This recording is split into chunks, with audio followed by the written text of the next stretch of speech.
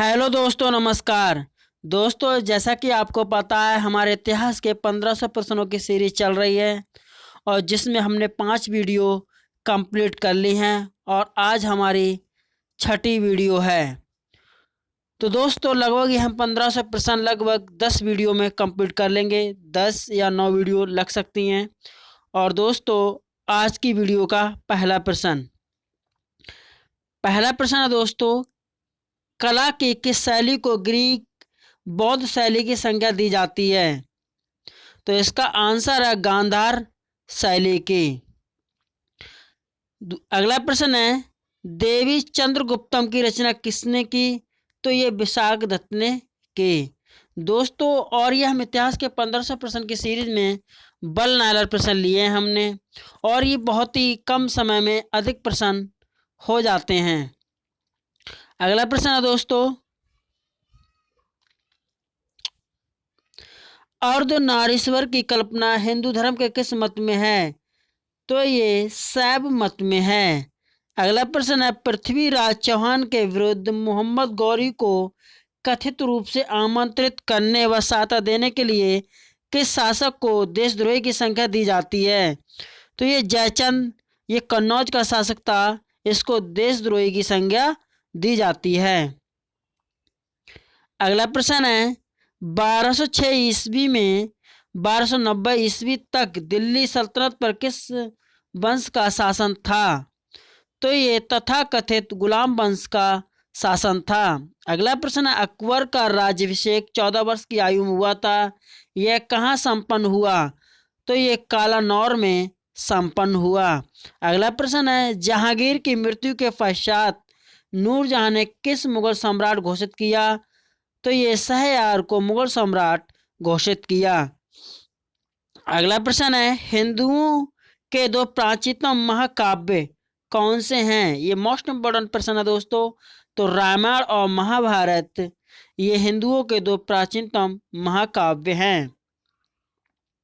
अगला प्रश्न है दोस्तों, भारत आने वाला पहला चीनी यात्री कौन था? बहुत ही रिपीटेड प्रश्न है ये। तो ये फाहियान था। अगला प्रश्न है, बौद्ध ग्रंथों पर भाष्य प्रस्तुत करने की चौथी बौद्ध सभा किसके शासनकाल में हुई? तो ये कनिष्क के शासनकाल में हुई। अगला प्रश्न है, 1175 ईस्वी से 1206 ईस्वी तक भारत पर किस विदेशी शासक ने लगातार आक्रमण किए? तो ये शहाबुद्दीन मोहम्मद गौरी ने किए। अगला प्रश्न है, प्रसिद्ध इतिहास लेखक अल बरूनी का वास्तविक नाम क्या था? मोस्ट इंपोर्टेंट प्रश्न है दोस्तों ये। तो अबू रहमान मोहम्मद था। अगला प्रश्न है दोस्तों, दिल्ली सल्तनत का अंतिम अंतिम सुल्तान कौन था? तो ये इब्राहिम लोदी था। अगला प्रश्न है दोस्तों, अनंत बर्मन द्वारा निर्मित लिंगराज मंदिर कहाँ स्थित है? ये मोस्ट इंपोर्टेंट प्रश्न है दोस्तों। तो ये भुवनेश्वर में है, और भुवनेश्वर कहाँ है? तो ये उड़ीसा में है। अगला प्रश्न है, मराठा साम्राज्य का द्वितीय संस्थापक कौन था? किसे माना जाता है? तो ये बाजीराव प्रथम को माना जाता है। अगला प्रश्न दोस्तों, जैन मतावलंबियों ने किस आम बोलचाल की भाषा को अपनाया? तो ये प्राकृतिक भाषा को अपनाया। अगला प्रश्न है, सर्वप्रथम किस शासक के द्वारा चलाए गए सिक्कों पर बौद्ध की बौद्ध की मूर्ति बने होने के संकेत मिलते हैं? तो कनिष्क। अगला प्रश्न है, महाजनपदों में से किस महाजनपद की राजधानी का नाम गिरिव्रज था? तो ये मगध। अगला प्रश्न है, कौटिल्य के अर्थशास्त्र में गुप्तचरों को क्या कहा गया? तो ये गूढ़ पुरुष कहा गया। अगला प्रश्न है, बिंदुसार की मृत्यु के समय सो कहाँ का बादशाह था? तो ये उज्जैन का था। अगला प्रश्न है, इस्लामी आचार विचार के कानून को क्या कहा जाता है? तो ये शरीयत कहा जाता है। अगला प्रश्न है, पृथ्वीराज चौहान के विरुद्ध मोहम्मद गौरी की सहायता करने के कारण किस शासक को देशद्रोही की संज्ञा दी गई? तो कन्नौज का जयचंद्र। ये रिपीटेड प्रश्न है दोस्तों और इम्पोर्टेंट भी है। अगला प्रश्न है, कोणार्क यानी कोणार्क के प्रसिद्ध सूर्य मंदिर का निर्माण किस शासक के संरक्षण में हुआ? तो तो ये नरसिंह प्रथम के शासनकाल में हुआ था। और कोणार्क का सूर्य मंदिर कहाँ है? और ये उड़ीसा में है। अगला प्रश्न है, बाबर ने अपनी आत्मकथा तुझ ए बाबरी किस भाषा में लिखी थी? तो ये तुर्की भाषा में लिखी थी। अगला प्रश्न है, मुगल काल में जासूस और गुप्त सूचनाओं के समूह को क्या कहा जाता है? क्या कहा जाता था? ये हर करा कहा जाता था, हर खारा कहा जाता था। अगला प्रश्न है, शिवाजी को स्वतंत्र भाव की प्रेरणा किसने प्रदान की? तो माता जीजाबाई और गुरु रामदास ने। अगला प्रश्न है, वैशाली किस महाजनपद की राजधानी है? तो ये वज्जी की राजधानी है। अगला प्रश्न है, स्त्रियों को अविवाहित अवस्था में पिता विवाह के बाद पति और वृद्धावस्था में पुत्र के सच में रहने का निर्देश किस स्मृति में प्रदान किया गया? तो ये मनु स्मृति में प्रदान किया गया। दोस्तों ये रिपीटेड प्रश्न है, ऊपर भी ये प्रश्न आ चुका था। अगला प्रश्न है, पाटलिपुत्र में घनानंद ने मगध का सिंहासन से पहले चंद्रगुप्त किस प्रदेशों को जीत चुका था? तो सिंध और पंजाब को जीत चुका था। अगला प्रश्न है, कण्व वंश की स्थापना वसुदेव ने की थी और इस वंश का अंतिम शासक कौन था? तो ये सुशर्मा था। अगला प्रश्न है दोस्तों, रुद्रदामन के शासनकाल में कौन सा स्थल शिक्षा का प्रमुख केंद्र था? तो ये उज्जैनी था। अगला प्रश्न है, दिल्ली सल्तनत की सीमा का सर्वाधिक विस्तार किस सुल्तान के समय में हुआ? तो मोहम्मद बिन तुगलक के समय हुआ। अगला प्रश्न है, स्वतंत्र राजपूत राज्य मेवाड़ का सर्वाधिक प्रसिद्ध शासक कौन था? तो ये राणा कुंभा हुआ, राणा कुंभा था। अगला प्रश्न है, कालानौर में राज्याभिषेक के समय अकबर की आयु क्या थी? तो 14 वर्ष की आयु थी।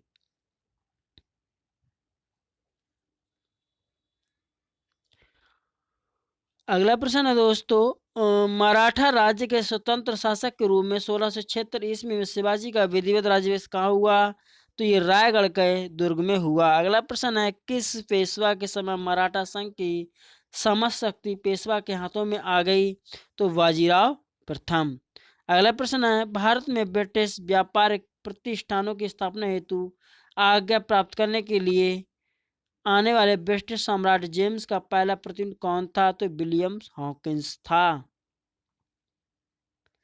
अगला प्रश्न है दोस्तों, बंगाल में स्थायी बंदोबस्त के रूप में इस्तमरारी बंदोबस्त का सूत्रपात किस गवर्नर जनरल ने किया? तो लॉर्ड कॉर्नवालिस ने किया। अगला प्रश्न है, सन 1931 में महात्मा गांधी ने वारसा के प्रथम बातचीत कर समझौता किया? तो लॉर्ड इरविन के साथ। अगला प्रश्न है, मेगास्थनीज इंडिका से किस शासक उसके दरबार शासन प्रबंध तथा उस समय की समस्त सामाजिक अवस्थाओं के संबंध में महत्वपूर्ण जानकारी मिलती है? तो चंद्रगुप्त मौर्य। अगला प्रश्न है दोस्तों,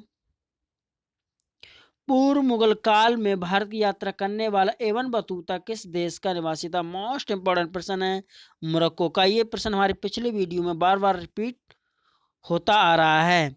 अगला प्रश्न है, मोहनजोदड़ो का सबसे महत्वपूर्ण सार्वजनिक स्थल किसे माना जाता है?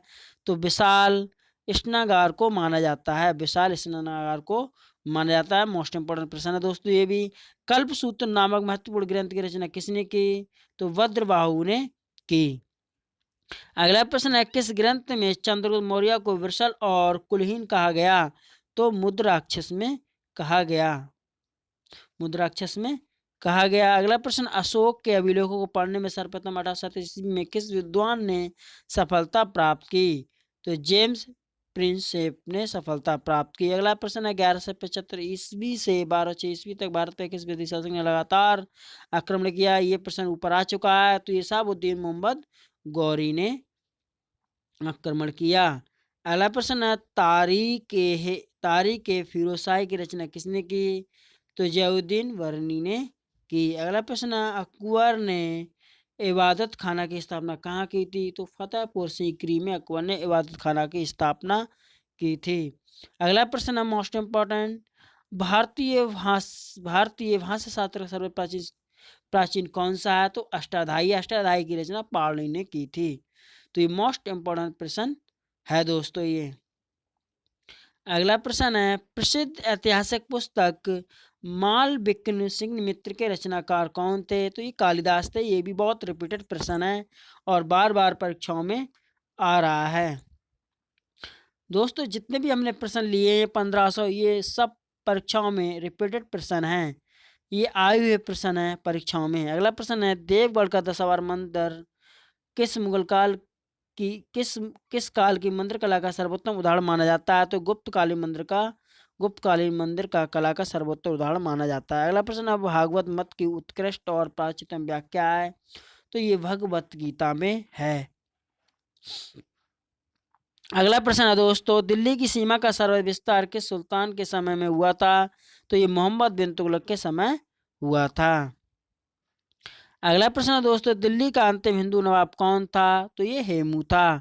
अगला प्रश्न है दोस्तों, ब्रिटिश साम्राज्य जेम्स से अपने प्रतिनिधि के रूप में विलियम हॉकिंस को किस प्रयोजन से भारत में भेजा? तो भारत में ब्रिटिश व्यापार प्रतिष्ठानों की स्थापना हेतु आज्ञा प्राप्त करने के लिए भेजा। अगला प्रश्न है, प्रसेनजीत किस महाजनपद का विख्यात शासक था? तो ये कौशल महाजनपद का। अगला प्रश्न है, प्रसिद्ध शासक हर्षवर्धन किस राजवंश से संबंधित था? तो ये थानेश्वर के पुष्यभूति राजवंश से संबंधित था। अगला प्रश्न है दोस्तों, तैमूर लंग ने किसके शासनकाल में भारत पर आक्रमण किया? तो ये तुगल वंशी नसरुद्दीन महमूद शाह के समय में आक्रमण किया। अगला प्रश्न, आर्यों की भाषा संस्कृत थी एवं आर्यों के समय समाज में कौन से वर्ण थे? तो ब्राह्मण, क्षत्रिय, वैश्य और शूद्र थे। अगला प्रश्न है, मौर्य सम्राट अशोक का राज्याभिषेक कहाँ हुआ? ये पाटलिपुत्र में हुआ। अगला प्रश्न है, किस प्राचीन भारतीय शासक को 100 युद्धों का विजेता माना जाता है? तो समुद्रगुप्त को माना जाता है। अगला प्रश्न है, सोलंकी वंश के शासक के शासनकाल में महमूद गजनवी, दोस्तों ये महमूद गजनवी होगा, महमूद गजनवी ने सोमनाथ मंदिर पर आक्रमण किया था। भीम प्रथम।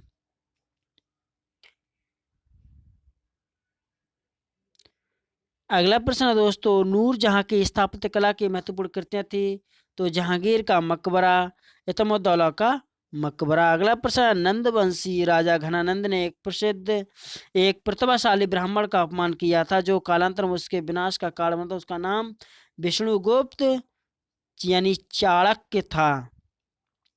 अगला प्रश्न है, बौद्ध शब्दावली में धर्म चक्र प्रबंधन से एक प्रतिभाशाली से क्या निर्दिष्ट होता है? तो बुद्ध का प्रथम उपदेश। अगला प्रश्न है, भारतीय इतिहास में दिल्ली सल्तनत पर 1206-1290 ईस्वी तक शासन करने वाले शासकों को वंश कहा जाता है? तो दास वंश यानी गुलाम वंश कहा जाता है। अगला प्रश्न है, एक मुकुटधारी राजा को सदा धर्म की दृष्टि से रहकर शासन करना चाहिए, ये कथन था? ये कृष्णदेव राय का कथन था। अगला प्रश्न है, 1549 जातकों में मुख्य रूप से किसका वर्ण है? तो गौतम बुद्ध के पूर्व जन्म कथाओं का वर्ण है। अगला प्रश्न है, तो दोस्तों ये मोस्ट इंपोर्टेंट प्रश्न है, 549 जातकों मुख्य रूप से किसका वर्णन है? तो ये गौतम बुद्ध के पूर्व जन्म की कथाओं का इसमें वर्णन है। अगला प्रश्न है, सैंधव सभ्यता के एक स्थल को स्तूप टीला की संज्ञा दी गई क्योंकि उस स्थल पर एक कुषाणकालीन स्तूप प्राप्त हुआ। यह स्थल मोहनजोदड़ो है। अगला प्रश्न है, ऋग्वेद सर्वाधिक सूक्ति किन दो देवों को संबोधित करती? इंद्र और अग्नि को। अगला प्रश्न दोस्तों, सांसारिक दुखों की दृष्टि से मुक्त हेतु बुद्ध ने किस मार्ग की बात कही? तो अष्टांगिक मार्ग की बात कही। अगला प्रश्न है, स्त्रियों को अविवाहित अवस्था में पिता, विवाह के बाद पति और वृद्धावस्था में पुत्र के संग में संरक्षण में रहने का निर्देश किस स्मृति में प्रदान किया गया? मनुस्मृति में प्रदान किया गया। दोस्तों ये बहुत ही रिपीटेड प्रश्न है। तो दोस्तों आज की वीडियो हमारी यहीं पे समाप्त होती है। अगर दोस्तों वीडियो पसंद आई हो तो हमारी वीडियो को लाइक और हमारे चैनल को सब्सक्राइब जरूर करें। धन्यवाद। जय हिंद, जय भारत।